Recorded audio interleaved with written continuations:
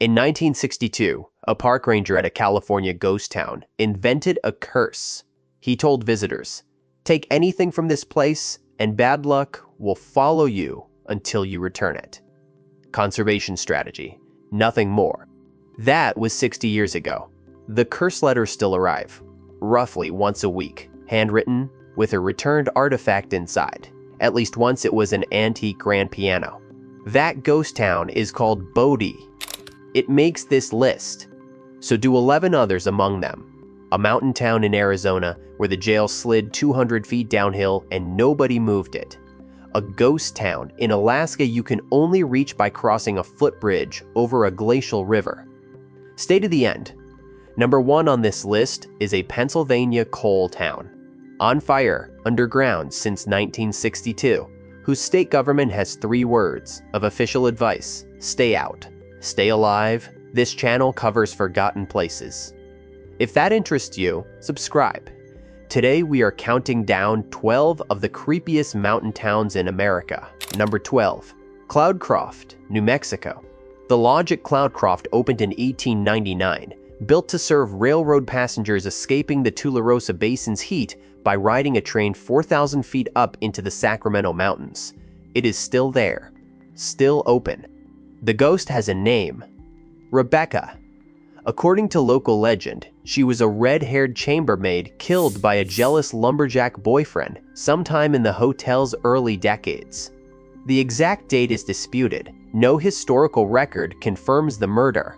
What is confirmed, the first newspaper reference to a ghost at the lodge dates to 1981. By 1982, she had a name. When new ownership arrived in 1983, they named the fine dining restaurant after her and commissioned a stained glass window in her image. That restaurant retired her name around Valentine's Day 2025. Country singer Michael Martin Murphey filmed his 1993 music video at the lodge, dancing with an actress playing Rebecca through the empty saloon at night. Her portrait is still watching over the lobby fireplace. She outwaited the restaurant. Number 11, Garnet, Montana. 30 miles east of Missoula, up 11 miles of steep mountain road that turns into a snowmobile track in winter. Roughly 30 buildings still stand from a gold rush town that peaked around 1,000 residents in 1898. 13 saloons, 4 hotels, a school. A fire in 1912 gutted the business district. When gold prices doubled in 1934, miners moved back into the abandoned cabins. World War II ended that. The last known full-time resident, saloon owner Marion Dahl, left in the 1960s. The Bureau of Land Management has managed Garnet since 1971. They rent 2 cabins here from December through April. You arrive by snowmobile. No road in, no signal, no other people. Montana historian Ellen Baumler documented reports of piano music from Kelly's Saloon in winter. Locked. Empty. In 2015, a headline, "The federal government will put you up in this haunted ghost town if you dare," went viral. People believed the government was paying them to live in an abandoned haunted town. The BLM's Missoula field office was temporarily forced to unplug a ranger's phone because of the call volume. The piano was unavailable for comment. Number 10, Animas Forks, Colorado. 11,185 feet above sea level. That is where miners built a town in 1873. A post office opened in February 1875. By 1883, roughly 450 people were living here. In summer, that is the key word. Every autumn, the entire population of Animas Forks evacuated down the mountain to Silverton. The whole town, locked up and left. A guidebook published in 1885 described the area as, in the midst of wild and rugged country where nothing but rich mines would ever induce a human being to live longer than necessary. In 1884, a blizzard lasted 23 days and buried the town under 25 feet of snow. Residents dug tunnels between buildings to move around. A $500,000 mill was built in 1904. It closed in 1910. The machinery was removed in 1917. 9 buildings remain today accessible only by 4-wheel drive. Miners called it a summer city. The summer part was generous. Number 9. Elkmont, Tennessee. Here is what makes this one different from everything else on this list. Elkmont is not remote. It is 8 miles from Gatlinburg inside Great Smoky Mountains National Park, the most visited national park in the United States.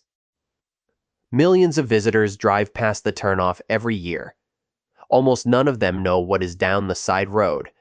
The Little River Lumber Company established Elkmont in 1908 as a logging base. NPS records show over 1,500 residents by 1918, the second largest town in Sevier County.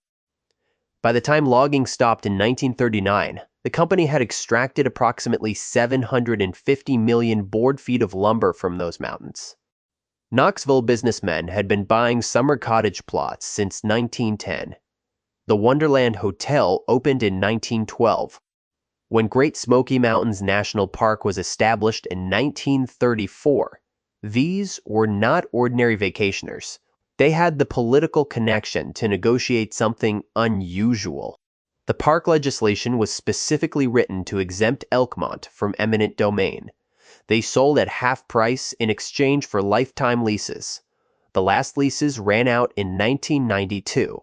The park inherited 70 abandoned buildings. The Wonderland Hotel's roof caved in 2005.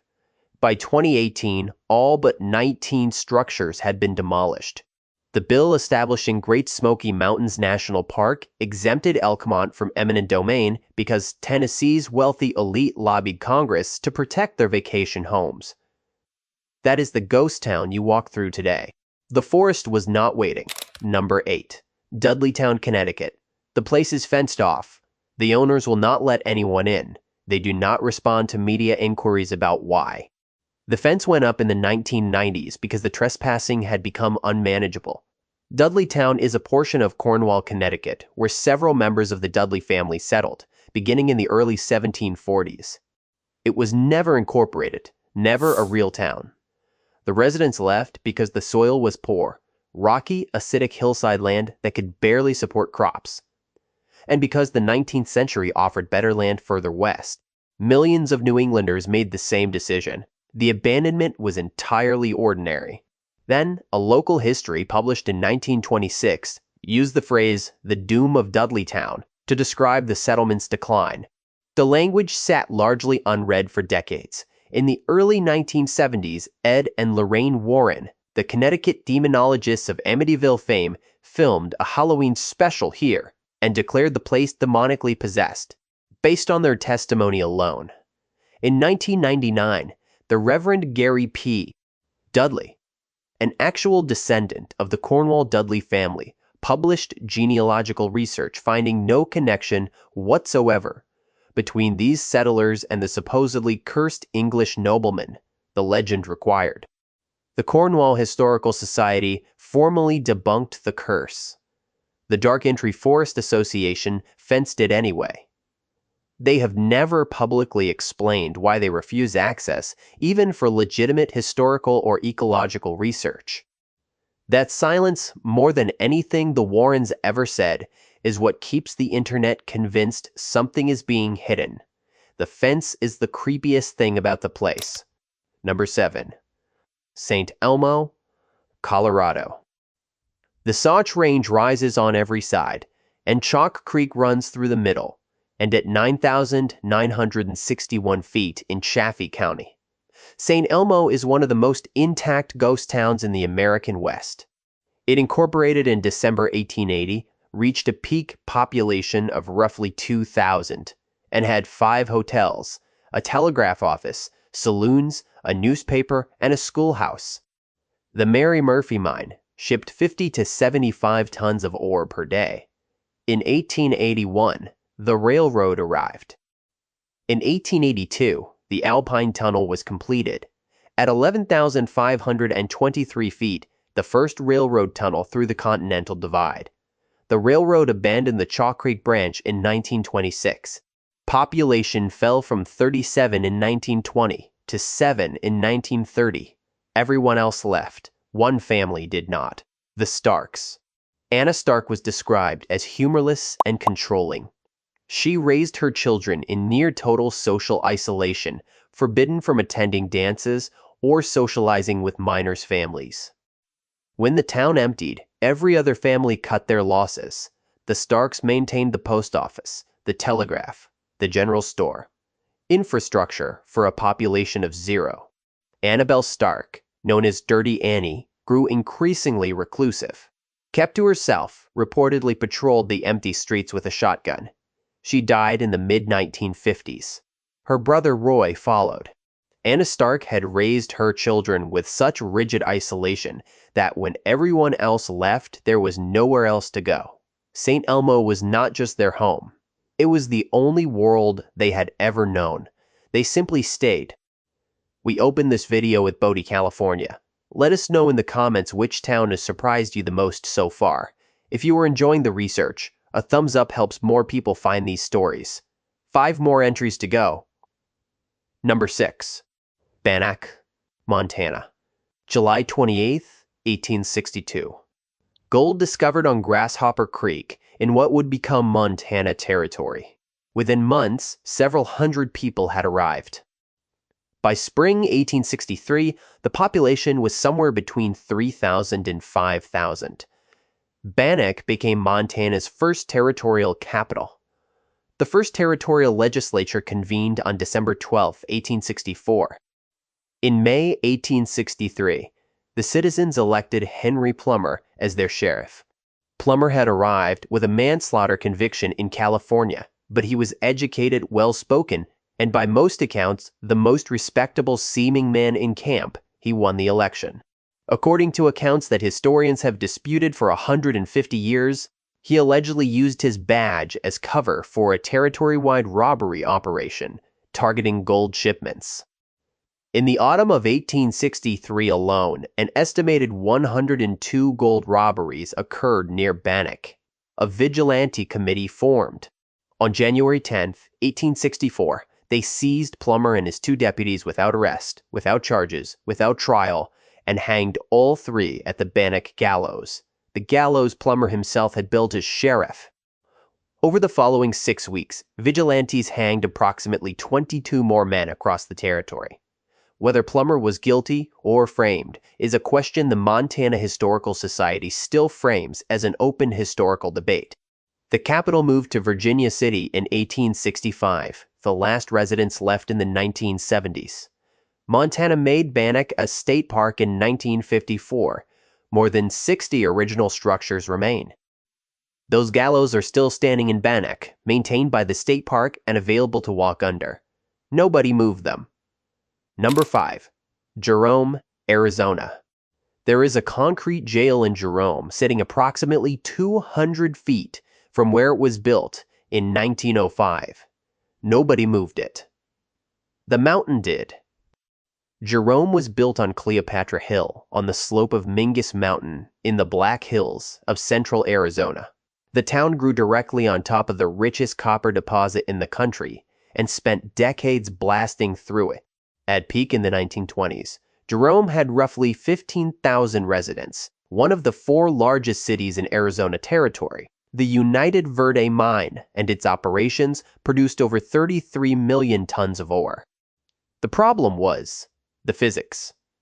Miners were detonating charges through the rock beneath the streets and buildings above them. Nothing had stable ground.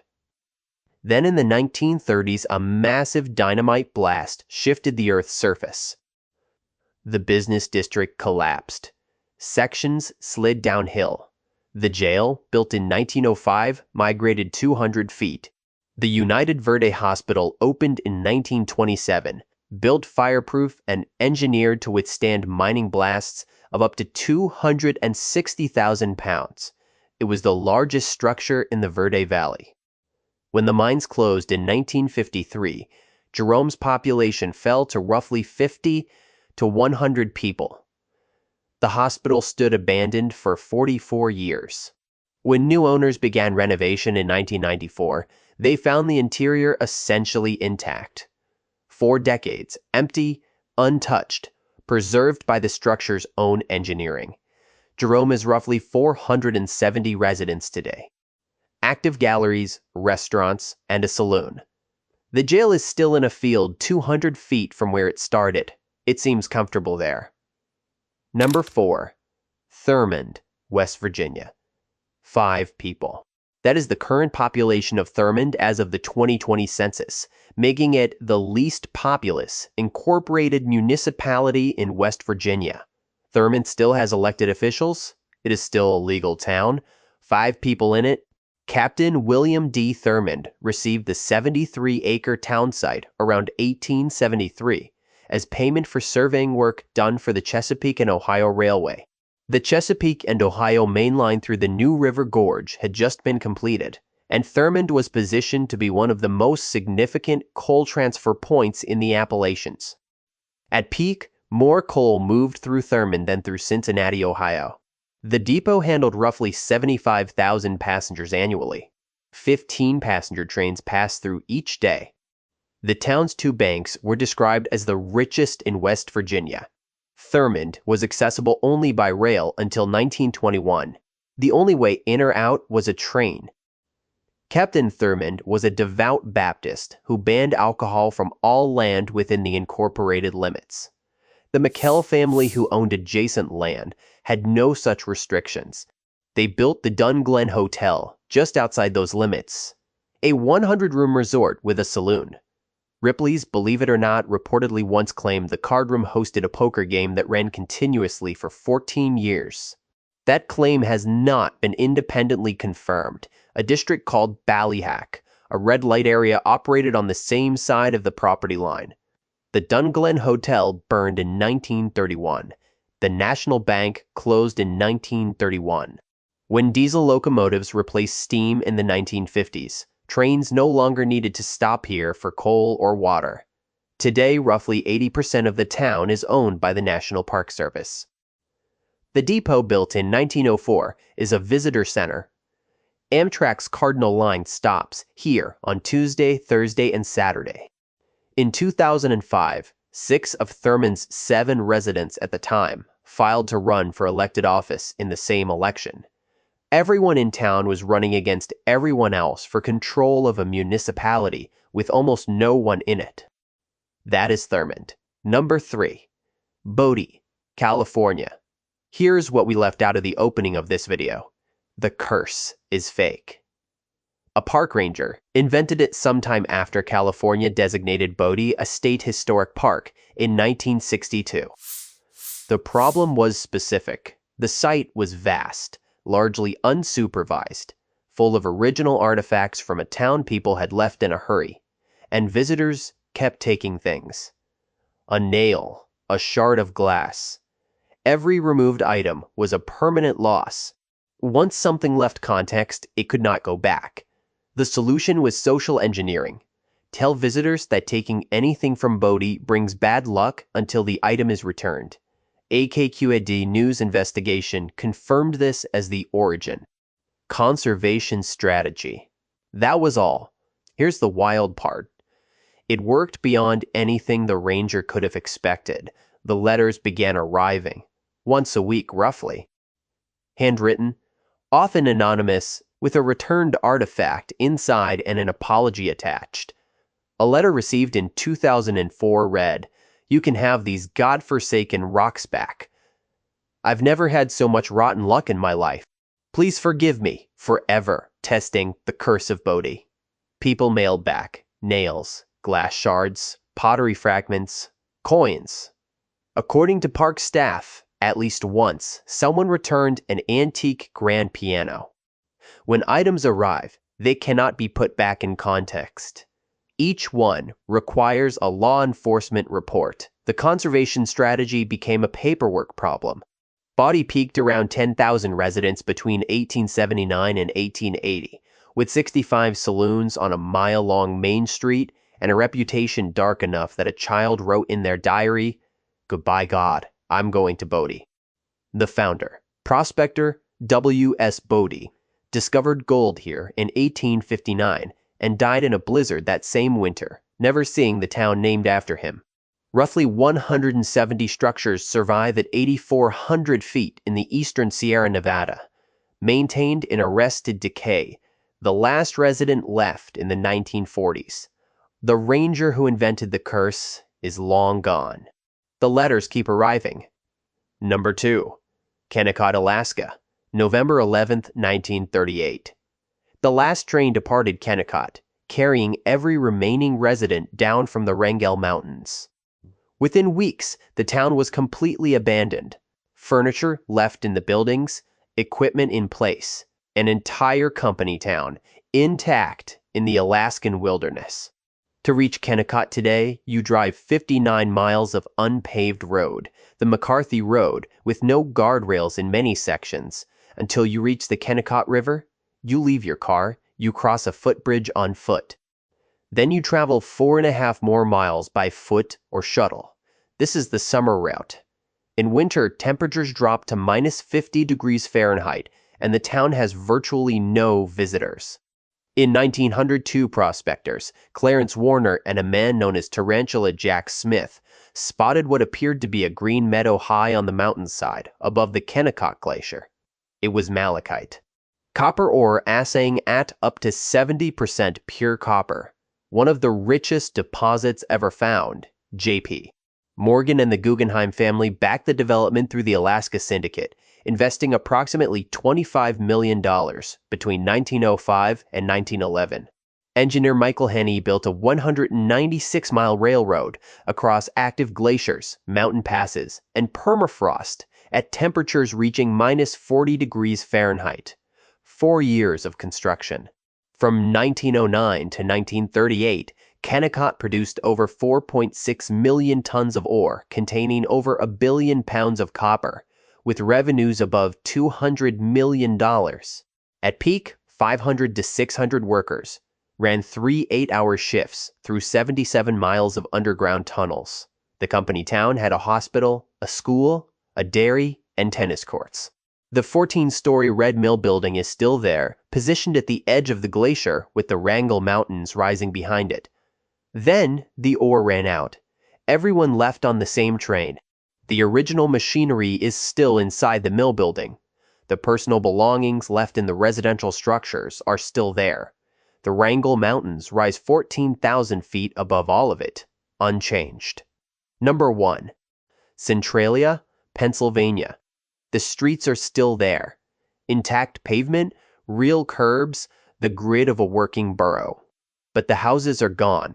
The lots are open, some grown over with young trees, some just bare ground. You can see where driveways used to be, a foundation slab, front steps that lead to nothing, and then you notice the ground. Fissures, cracks through the pavement, patches of dead grass. On cold mornings in the anthracite hills of Columbia County, wisps of steam rise from the earth. Not from vents, from the ground itself. This is what over 900 degrees Fahrenheit underground looks like from the surface.